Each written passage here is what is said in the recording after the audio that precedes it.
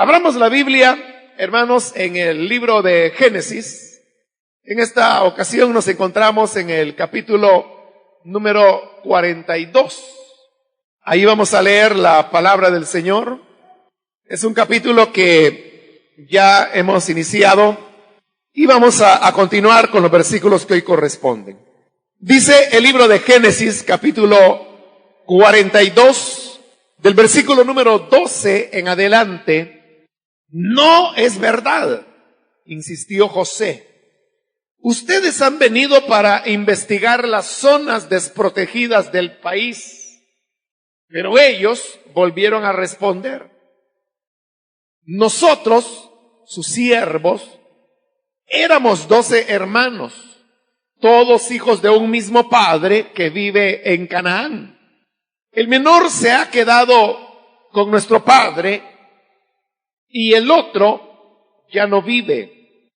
Pero José los increpó una vez más: es tal como les he dicho, ustedes son espías. Y con esto lo vamos a comprobar. Les juro por la vida del faraón que de aquí no saldrán con vida a menos que traigan a su hermano menor. Manden a uno de ustedes a buscar a su hermano. Los demás se quedarán en la cárcel. Así sabremos si es verdad lo que dicen. Y si no es así, por la vida del faraón, ustedes son espías. José los encerró en la cárcel durante 3 días. Al tercer día les dijo: yo soy un hombre temeroso de Dios. Hagan lo siguiente y salvarán su vida. Si en verdad son honrados, quédese uno de ustedes bajo custodia y vayan los demás y lleven alimento para calmar el hambre de sus familias. Pero tráiganme a su hermano menor y pruébenme que dicen la verdad. Así no morirán.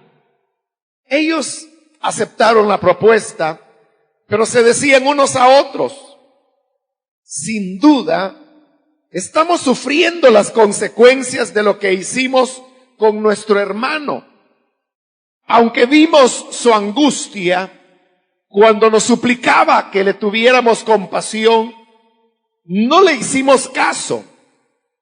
Por eso ahora nos vemos en aprietos. Entonces habló Rubén: yo les advertí que no le hicieran daño al muchacho, pero no me hicieron caso. Ahora tenemos que pagar el precio de su sangre. Como José les hablaba por medio de un intérprete, ellos no sabían que él entendía todo lo que estaban diciendo. José se apartó de ellos y se echó a llorar. Luego, cuando se controló y pudo hablarles, apartó a Simeón y ordenó que lo ataran en presencia de ellos. Como dije, la vez anterior habíamos ya iniciado el estudio de este capítulo 42, donde los hermanos de José van a Egipto para comprar alimento y ellos terminan postrándose delante de José, que ellos no lo han reconocido porque han pasado 20 años. La última vez que habían visto a José, él era un adolescente de 17 años y él había cambiado muchísimo más de lo que habían cambiado ellos, sus hermanos, quienes eran mayores.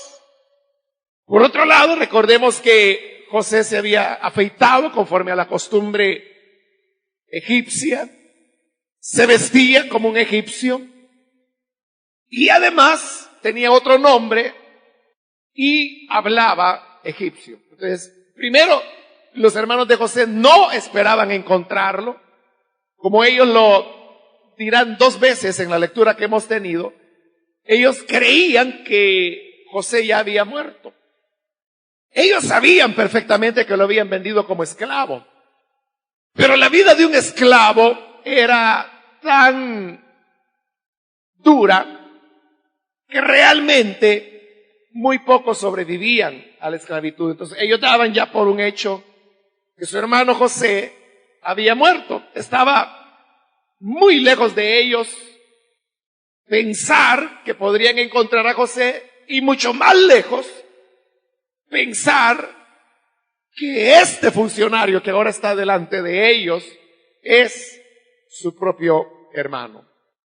Ahora, ya el hambre había asolado Egipto, pero también a las otras naciones.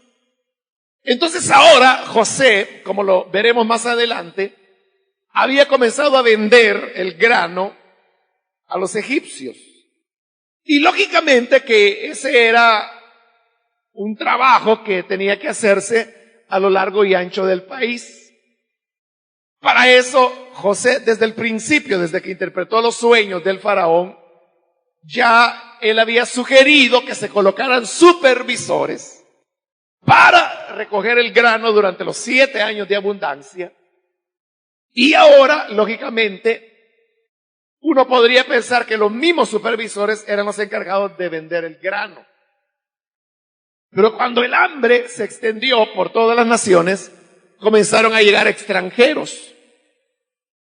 Seguramente que José no era la persona que estuviera involucrado directamente en la venta del grano a los egipcios. Pero, de alguna manera, él tenía una injerencia en el grano que se vendía a los extranjeros, porque existía el peligro real. Por eso yo les decía la vez anterior, eso de acusarlos de espías no era un invento de José, sino que le expliqué de las fronteras y cómo la frontera por la cual habían entrado ellos desde Canaán era precisamente la frontera donde históricamente Egipto había tenido más problemas. Siempre eran invadidos a través de esa frontera. Precisamente por eso es que a lo mejor, tal vez no siempre, pero José de manera personal examinaba a cada uno de los extranjeros que llegaban con la excusa de comprar grano, porque sí existía la posibilidad que hubiesen espías, porque recuerde que muchas de las guerras que se producen son guerras en donde lo que se pelea son los recursos. Y sucedía que ahora Egipto era la única nación que tenía alimento, que es un recurso vital. No había mejor justificación para una guerra que atacar Egipto en una época de carestía y cuando en Egipto había abundancia. Por eso es que había que tener mucho cuidado con los espías. Cuando José vio a sus hermanos, él los reconoció de inmediato, pero ellos no lo reconocieron a él por las razones que acabo de mencionar. La reacción inicial de José, para él ha de haber sido un choque, un sacudimiento emocional, ver a sus hermanos después de 20 años, y su primera reacción fue acusarlos de espías. Porque si él no hacía nada, entonces simplemente, ¿qué querían? Comprar grano. Bueno, pasen, véndanselos. Lo compraban y se iba y se acabó. Pero José sabía que un recurso para poderlos retener al menos un poco de tiempo era acusarlos de ser espías. Ellos argumentaron que no, que eran gente honrada, como lo estudiamos en la última ocasión. Pero vemos que José insistió y dijo, no es verdad. Ustedes han venido para investigar las zonas desprotegidas del país. Pero ellos volvieron a responder, nosotros, sus siervos, están reconociendo que son siervos de José. O sea, sus sueños se están cumpliendo. Éramos 12 hermanos, todos hijos de un mismo padre que vive en Canaán. El menor se ha quedado con nuestro padre y el otro ya no vive. Recuerden que todo ese diálogo entre José y sus hermanos se está dando como un intérprete, aunque José entiende. la lengua que sus hermanos están hablando. Pero él hace como que sí, no. Y espera que el intérprete le traduzca al egipcio. Y luego él responde en egipcio para que el intérprete les traduzca a los hermanos de José en su lengua. Pero a través de esto que ellos han dicho, ahora José ha caído en la cuenta que su padre está con vida, que todos sus hermanos viven, incluso su hermano de padre y madre, que es Benjamín, y que no está ahí porque dicen se quedó con nuestro padre. Pero si se había quedado con el padre era porque Benjamín vivía y vivía su padre. Y ahí estaban sus hermanos, sus 10 hermanos, lo cual significaba que la familia estaba bien, estaban completos, a excepción de uno que ellos decían que ya murió, que era José, pero José sabía que no había muerto porque él era José y estaba vivo, ¿no? Pero note, ellos ya lo dan por muerto porque dice el otro ya no vive. No dicen desapareció, sino que dice ya no vive. Y más adelante veremos que ciertamente ellos creen que José ha muerto. Pero José otra vez vuelve a insistir y le dice, es tal como les he dicho, ustedes son espías. Y con esto lo vamos a comprobar. Les juro por la vida del faraón que de aquí no saldrán con vida a menos que traigan a su hermano menor. Note cómo José está utilizando ahí un juramento puramente egipcio y lo va a utilizar 2 veces. Esta es la primera. Cuando él dice por la vida de faraón. Y ese era un juramento puramente egipcio. Entonces, cuando José lo utiliza ante sus hermanos, está como reafirmándose que ese hombre que está ahí es un egipcio. Pero, como ellos han mencionado que el menor se quedó con el padre, por la nostalgia surge en el corazón de José el deseo de querer ver a su hermano, de padre y madre, que es Benjamín, quien era el menor de todos, que no había tenido nada que ver con el odio que le tuvieron a él y que lo vendieron, como ya lo estudiamos en su momento. Entonces él dice y pone como condición, yo creeré que en verdad son gente honrada y que no son espías si traen a ese su hermano menor que ustedes dicen que tienen. José quería verlo. Era su hermano, de padre y madre, deseaba verlo. Entonces les pone como condición traerlo. Si lo traen, yo sabré que ustedes en verdad no son espías. Pero si no lo traen, en verdad son espías. Luego en el versículo 16 les dice, manden a uno de ustedes a buscar a su hermano. Los demás se quedarán en la cárcel. Así sabremos si es verdad lo que dicen. Y si no es así, segunda vez, por la vida del faraón, ustedes son espías. Otra vez está utilizando el juramento solemne que los egipcios hacían. Entonces les dice, todos se van a quedar presos. Solamente uno de ustedes regresará y tendrá que traer a ese hermano menor que dicen que tiene. Y si lo traen, es que han hablado verdad. Pero si no lo traen, por la vida de Faraón, que son espías, y entonces morirán. Luego dice el versículo 17, que José los encerró en la cárcel durante 3 días.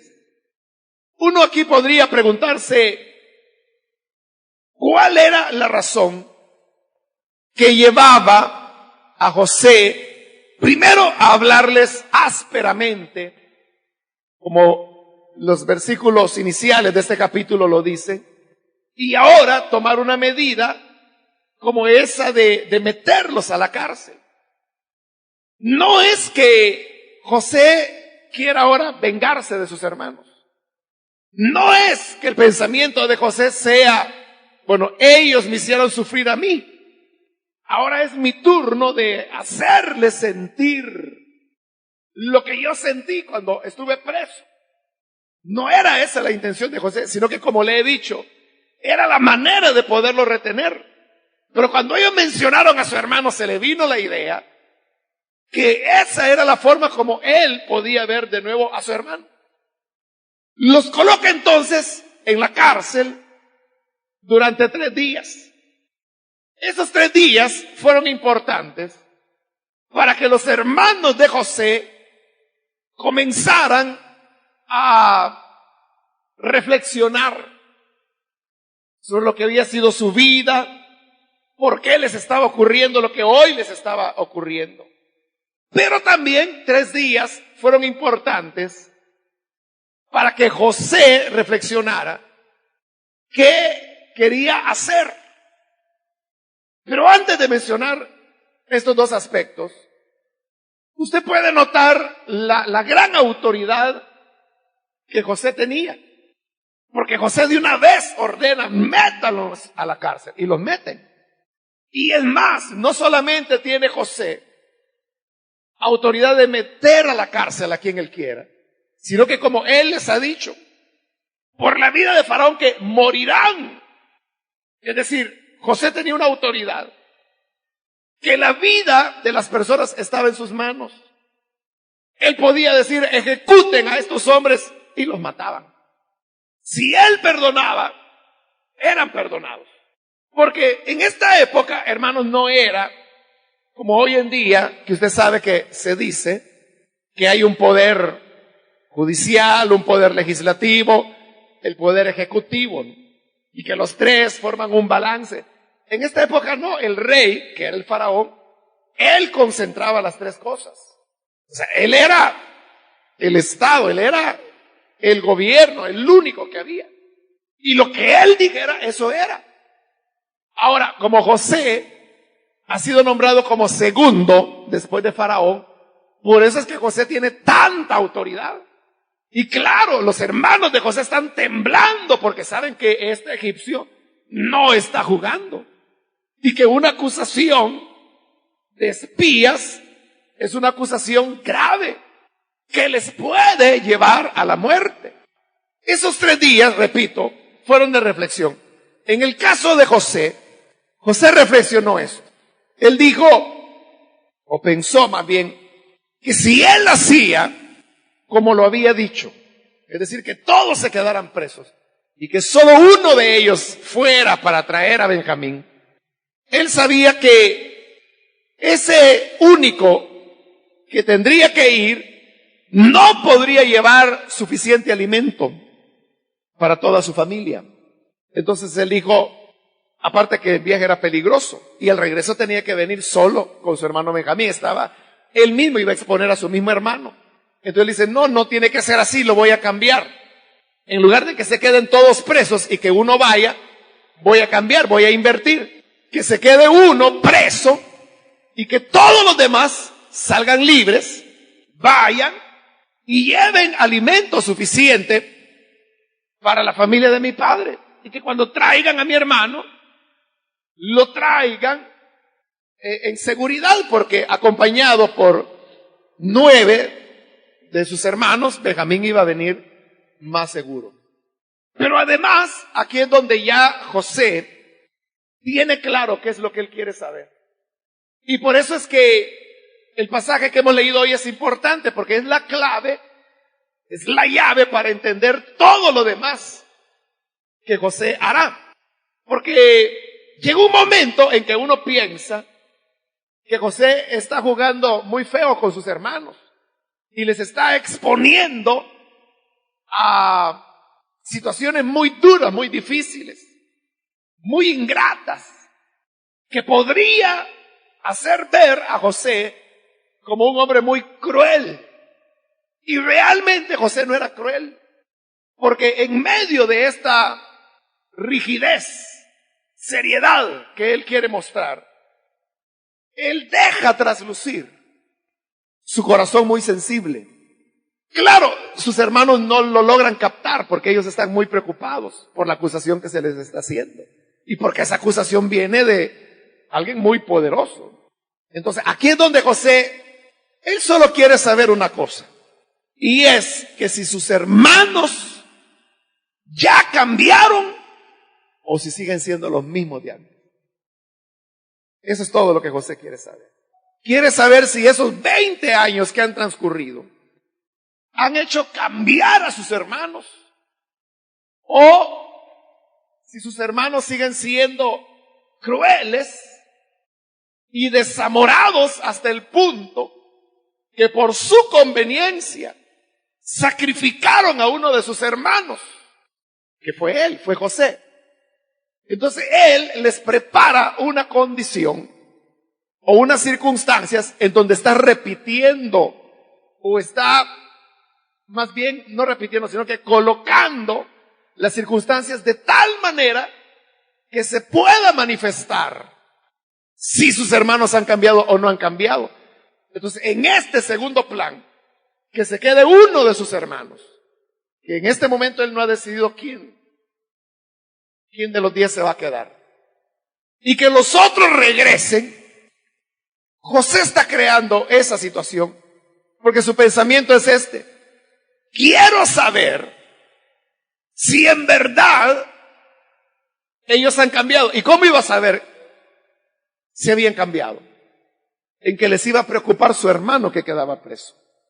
En el supuesto que ellos no hubieran cambiado, lo que iba a suceder era lo que había sucedido con él, que por sentirse ellos tranquilos se habían deshecho de José.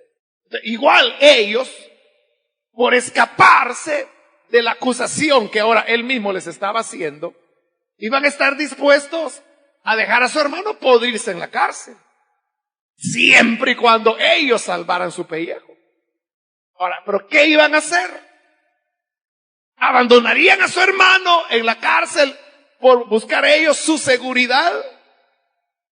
¿O regresarían a Egipto arriesgándose de nuevo a una acusación por no abandonar a su hermano en la cárcel? ¿Entiende? Lo que él está creando es como repetir lo que 20 años antes había pasado. Y saber si ellos han cambiado. Y lo que va a demostrar si han cambiado o no es que qué van a hacer con el hermano que hoy queda preso. Si lo van a olvidar ahí, o si volverán arriesgándose ellos, y aún arriesgando a su hermano menor, a Benjamín, con tal de que su hermano salga de la cárcel. Esa es la idea, y esa es la estrategia, y es el interés de José. Si usted ha entendido lo que yo he dicho en este momento, usted verá como todo lo demás, el trato que José le sigue dando a sus hermanos, es fácil de entender, porque él solamente quiere saber eso. Y cuando él finalmente llega a entender que sus hermanos han cambiado, porque sí han cambiado, ya lo vamos a ver. Le estoy contando el final de la historia y así ya no se siente la emoción, ¿verdad? Pero la verdad es que sí han cambiado. De cuando han cambiado, ahí es donde él le dice: yo soy José, su hermano. Pero él quiere saberlo, si han cambiado o no han cambiado. Cuando pasan los 3 días, él tiene que comunicarles su cambio de planes, pero él tiene que dar una razón por qué va a cambiar los planes. Porque él había dicho: todos se quedan presos y solo uno irá para traer a ese hermano menor. Pero hoy va a cambiar. Hoy solo uno se queda preso y todos los demás libres para que vayan a traer a su hermano. Entonces, ¿cómo justificar ese cambio de decisión? Porque los soberanos de las naciones no cambiaban sus decisiones. Entonces, para poder justificar su cambio, él se le ocurre dar una razón. Dice el versículo 18: al tercer día les dijo: yo soy un hombre temeroso de Dios. Y esa es la razón de por qué él cambiará hoy las condiciones que 3 días antes él había puesto. Y le dice: vamos a hacer de una manera diferente. Y lo haremos diferente porque yo soy un hombre temeroso de Dios. Yo tengo temor de Dios. Por eso le digo, en medio de la severidad de José, uno puede ver que su corazón sigue siendo un corazón noble, el corazón de niño porque él no puede ser tan duro con sus hermanos. Entonces les dice, y es cierto que él temía a Dios, pero aquí hay un detalle, que cuando él dice, soy un hombre que teme a Dios, esa expresión, temor a Dios, es una expresión que solamente se utilizaba en la descendencia de Abraham. Y hoy José la estaba utilizando. Eso no lo usaban los egipcios, pero él la estaba utilizando, porque era un lenguaje o una expresión que los egipcios no la usaban, pero José sabía que sus hermanos sí la usaban y que para ellos tenía sentido, y lo tuvo. Pero note, ellos no se dan cuenta que un egipcio está utilizando una expresión que es muy propia de ellos, de su familia. Es como que si usted en su familia acostumbrara a utilizar algún tipo de expresión muy propia de esa familia, y de repente alguien utiliza esa expresión para usted. Usted dice, qué raro, ¿verdad? Usted se extraña porque dice, bueno, si eso solo dentro de nuestra familia lo usamos, ¿cómo lo supo? Eso es lo que debe haber ocurrido ahí. Pero tal era la aflicción de ellos que no captan, no se dan cuenta. Aquí era peor porque era un egipcio de que les estaba diciendo algo que era muy de la familia de Abraham. Pero no se dan cuenta. Pero sí cumple el propósito que José quería, y era justificar el cambio. Y ellos lo entienden cuando dice, yo temo a Dios. Y por eso les dice, hagamos lo siguiente y van a salvar su vida. Lo que les está diciendo es, como yo tengo temor de Dios, quiero darles una oportunidad. Yo no quiero que terminen muertos, salven su vida. Entonces vamos a cambiar las reglas de las cosas y hagamos esto. Versículo 19. Si en verdad son honrados, quédese uno de ustedes bajo custodia y vayan los demás y lleven alimento para calmar el hambre de sus familias. Ahí está, José está pensando en su familia. Él dice, si solo va uno, aunque lleve 3 burros amarrados en fila, no será suficiente. Pero si van 9, entonces podrán llevar, ¿qué? 9 por 3, 27 burros. Ya con eso ya. Vayan y calmen el hambre de sus familias, pero tráiganme a su hermano menor y pruébenme que dicen la verdad. Así no morirán. Los hermanos de José, cuando escuchan, dice que aceptaron la propuesta. Claro, la aceptaron. ¿Y qué opción les quedaba? No les quedaba más opción que aceptar. Ellos no podían decir, no estamos de acuerdo, vayámonos todos y te ofrecemos que sí venimos. No podían argumentar. Aceptaron. Y dijeron, este hombre, aunque es rígido y es egipcio, pero nos está dando una oportunidad. Sin embargo, los problemas no habían terminado, porque eso significaba que uno de ellos, 10 que estaban ahí, tenía que quedarse prisionero. Ellos iban a volver, iban a llevar el alimento, iban a resolver el problema de la hambruna que había en Canaán, pero uno de ellos tenía que quedarse preso. Entonces, a ellos no les alegraba eso, sino que les preocupaba, les dolía. Y note cómo, en realidad no es aquí donde va a comenzar. Desde que ha comenzado el diálogo a través de un intérprete entre José y sus hermanos, si usted lo ha notado, en la medida que ellos han intercambiado expresiones, los hermanos de José poco a poco se han ido inclinando a recordar a José, porque ellos son los que lo mencionan. Ellos perfectamente podrían haber dicho, somos 11 hermanos y el menor está en casa con nuestro padre, y se acabó. Pero ellos no. Dice, éramos 12. El menor está con nuestro padre y el otro murió. Ellos son los que están recordando a José. Pero el diálogo continúa y ellos continúan recordando a José, pero son ellos los que lo están haciendo. Entonces dice el versículo 21, se decían unos a otros, sin duda, estamos sufriendo las consecuencias de lo que hicimos con nuestro hermano. Están hablando de lo que le hicieron a José. Aunque vimos su angustia cuando nos suplicaba que le tuviéramos compasión, no le hicimos caso. Por eso ahora nos vemos en aprietos. Ellos están en dificultades. Y en medio de esas dificultades se están acordando de lo que pasó 20 años antes con su hermano. Y el versículo 22 dice, entonces habló Rubén, que era el mayor de todos. Yo les advertí que no le hicieran daño al muchacho, pero no me hicieron caso. Ahora tenemos que pagar el precio de su sangre.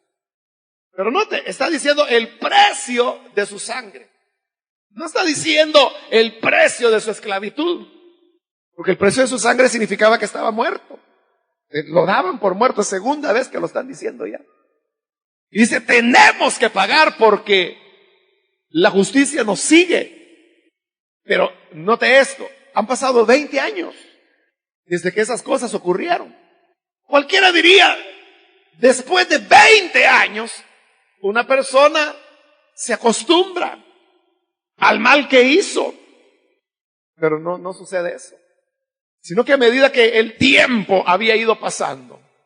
Porque recuérdese que después que José es vendido, el relato se traslada con José a Egipto y deja a los hermanos por allá. Pero si el relato hubiera continuado con los hermanos en Canaán, lo que la Biblia dijera es que en el paso del tiempo, ellos fueron sintiendo lo que nosotros llamamos un cargo de conciencia por lo que habían hecho con su hermano. Ellos empezaron a pensar y dijeron, se nos pasó la mano con el muchacho. Se nos pasó la mano. Porque es cierto que lo odiábamos, pero quizá no era para tanto. Después de todo era nuestro hermano. Cuando una persona ha hecho lo incorrecto, esa idea de lo incorrecto le sigue, le persigue todo el tiempo. Por eso dice la Escritura, huye el malo sin que nadie lo persiga. Pero lo que le está persiguiendo es su sentido de culpabilidad. Por eso es que una persona que hizo lo indebido, hizo lo malo, hizo lo injusto, es una persona que no encontrará paz mientras no resuelva el conflicto que lleva en su interior. Hace unas semanas, en un programa cristiano, vi un reportaje que había sido hecho aquí en el país sobre el tema de las pandillas. Entonces ahí entrevistaban a un joven, miembro de una pandilla, y entonces le preguntaban, de su ingreso y todo. Pero luego le preguntan, ¿has matado? Y él dice, sí, he matado a varias personas. ¿Y cómo te sentiste la primera vez que mataste? Y entonces él cuenta que era una cancha de basquetbol, algo así. Y ahí estaba la persona a quien él tenía que matar. Entonces dice que él llegó y sacó su arma. Y cuando el otro lo vio, empezó a suplicarle y a decirle que no le disparara. O sea, pero si él no lo hacía, entonces resultaba que no tenía el calibre como para ser miembro de la pandilla. Entonces lo que le hizo fue disparar y lo mató. Pero lo que le quiero decir es eso, que el muchacho, el pandillero que está siendo entrevistado, le dice al periodista, pasaron como 3 meses, le dijo, y yo no podía dormir, porque oía cada noche la voz de él dice, este chavo, dice, así literalmente dice, yo oía la voz de este chavo que continuaba diciéndome, no me dispares, pero él disparó. Entonces dice, algo así como por 3 meses, yo no pude dormir, dice. Entonces eso es lo que yo le digo, que cuando alguien hace algo indebido, es una carga que va a llevar toda su vida. Y eso ocurrió con los hermanos de José. Y cuando las dificultades vinieron, y las cosas se pusieron difíciles, ellos dijeron, esto no sucede, porque oímos al muchacho que nos suplicaba, y fuimos duros, no lo escuchamos. Y Rubén termina de rematar diciendo, ya ven, yo les dije, no le hagan daño al muchacho, pero no me hicieron caso.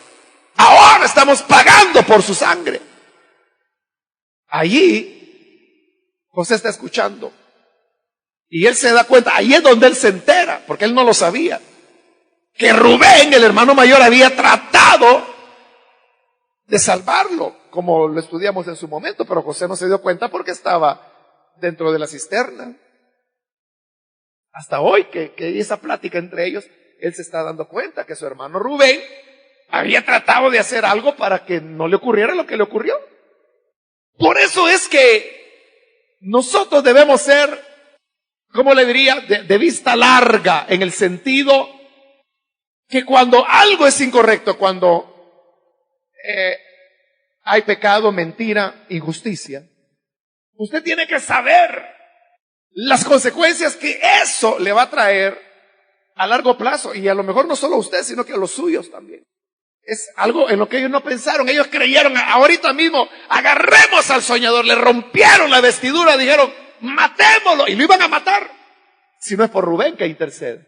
Pero luego dijeron, bueno, no lo matemos, vendámoslo como esclavo. Y eso fue en un momento que Rubén no estaba ahí. Cuando Rubén llega y ve que la cisterna está vacía, es que se asusta y le reclama a sus hermanos. Dicen, tranquilo, que no está muerto, lo vendimos. Pero la idea de Rubén era salvarlo, era sacarlo y llevarlo de regreso a su padre.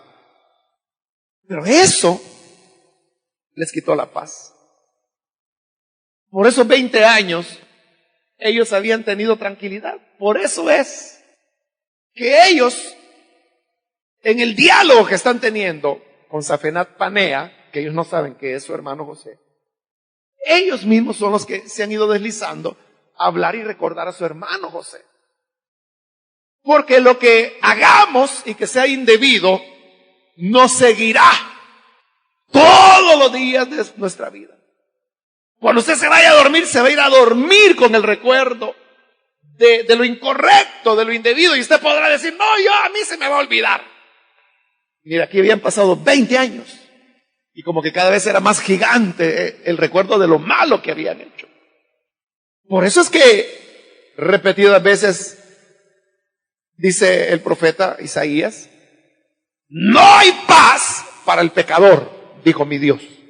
Y sí es, para el que peca no hay paz. Para el que peca comienza una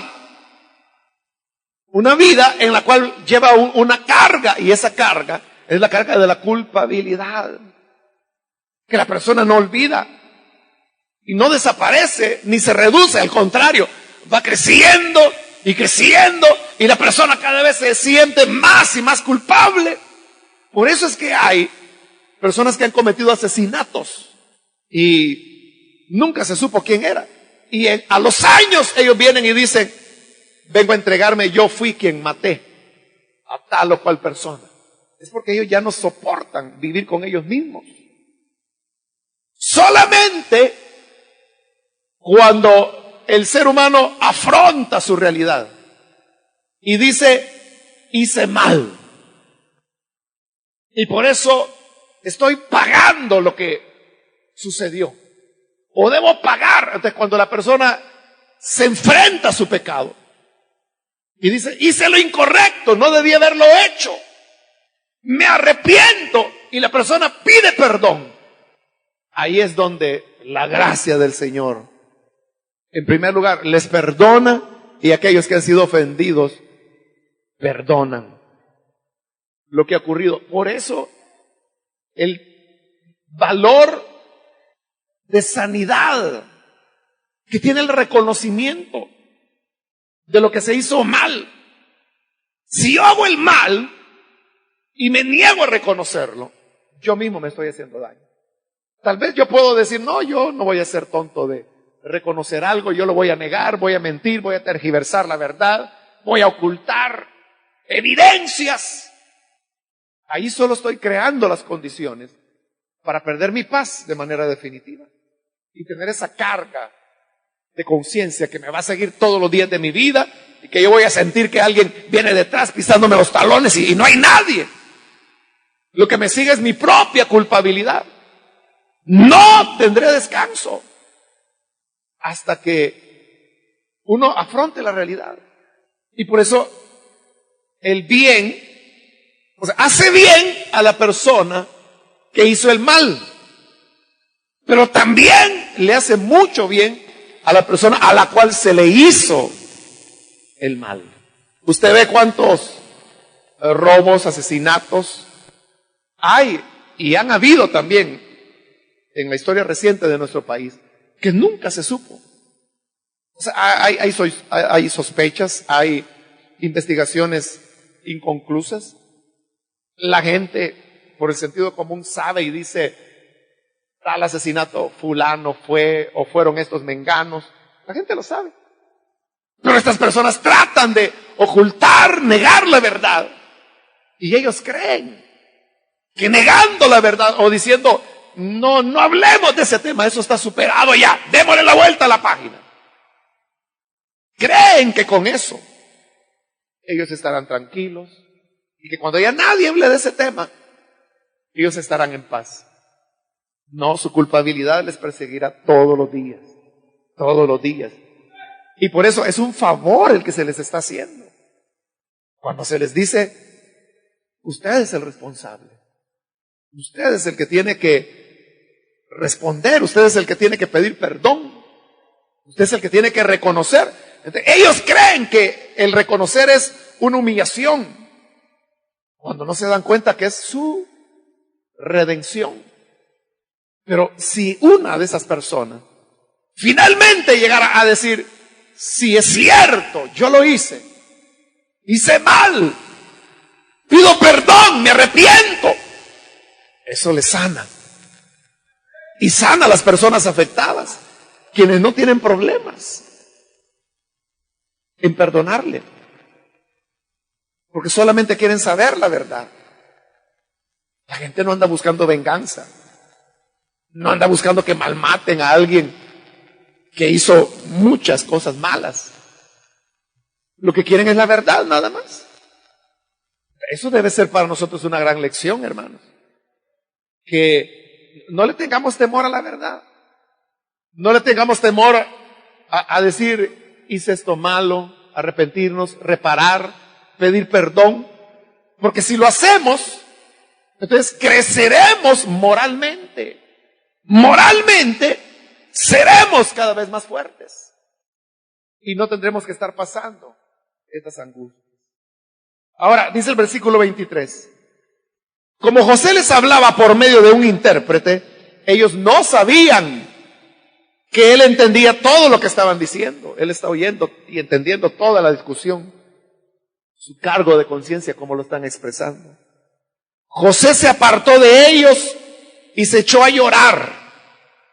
Por eso le digo, José era un hombre de un corazón muy tierno, porque lo vamos a ver llorar 6 veces en todo este proceso. Y si se coloca cuando él llora, cuando encuentra a su padre, serían 7. Ahora, uno preguntaría, ¿por qué lloraba José? Es obvio, ¿verdad? Así que para él no había sido fácil. Y al ver cómo sus hermanos están sufriendo, se da cuenta que no solo él ha sufrido, también el victimario sufre. Él llora. Claro, no podía hacerlo delante de ellos. Se va, llora. Versículo 24, José se apartó de ellos y se echó a llorar. Luego, cuando se controló y pudo hablar de nuevo, apartó a Simeón y ordenó que lo ataran en presencia de ellos. Pues ese era el trato, ¿no? Que uno iba a quedar preso. Pero no te escoge a Simeón, que era el segundo. El primero era Rubén. Probablemente deja libre a Rubén, porque él acaba de oír que Rubén luchó para que no le hicieran daño a él. Entonces después de Rubén seguía Simeón, a él lo agarra y lo mete preso. Y dice, no va a salir hasta que vuelva. Y también para no alterar todos los factores que estuvieron envueltos en el momento cuando a él lo vendieron. Porque digo, si cuando a mí me vendieron, Rubén dijo que no, y no le hicieron caso, entonces voy a dejar a Rubén libre, para que Rubén les diga que hay que rescatar a Simeón, que no hay que dejarlo abandonado en la cárcel, para ver si han cambiado o no han cambiado. Está dejando a José todas las cosas, repitiendo, creando las condiciones, para que se repita. A ver qué deciden hoy. Y de acuerdo a lo que decida, Él sabrá si han cambiado o no han cambiado. Que es todo lo que Él quiere saber. Dice que ordenó que lo ataran delante de ellos. Pero al atarlo a Simeón delante de ellos, los estaba atando a ellos 9 moralmente también. Y dijo, métanlo a la cárcel y no va a salir mientras ustedes no vuelvan con su hermano. Y dice, pueden comprar el grano y pueden irse. Hoy ahí queda ya establecida la prueba para ver si sus hermanos han cambiado o no han cambiado. Hay muchas enseñanzas, hermanos, que podemos aprender de este pasaje, pero yo diría que la principal es la que estaba mencionando hace un momento. Y es que si hacemos el mal que hizo, le perseguirá todos los días de su vida. E irá creciendo, creciendo como un gigante. Que usted siente que ya lo alcanza y usted corre más fuerte. Y por las noches hasta puede soñar que un monstruo le va siguiendo. Y que ya lo alcanza, que ya, pero que no lo alcanza. Pero que ya casi lo agarra y cuando usted siente que ya lo va a atrapar, despierta asustado. Y se da cuenta que es una pesadilla el corazón y hace así. ¿Pero qué es eso?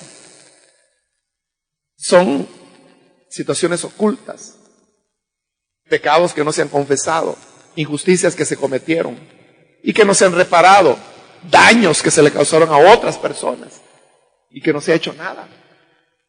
Mientras la persona no afronte esas faltas, no podrá tener paz y ese monstruo le continuará siguiendo de día y de noche.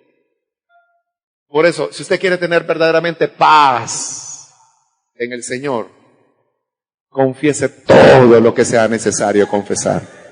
Vamos a orar, vamos a cerrar nuestros ojos.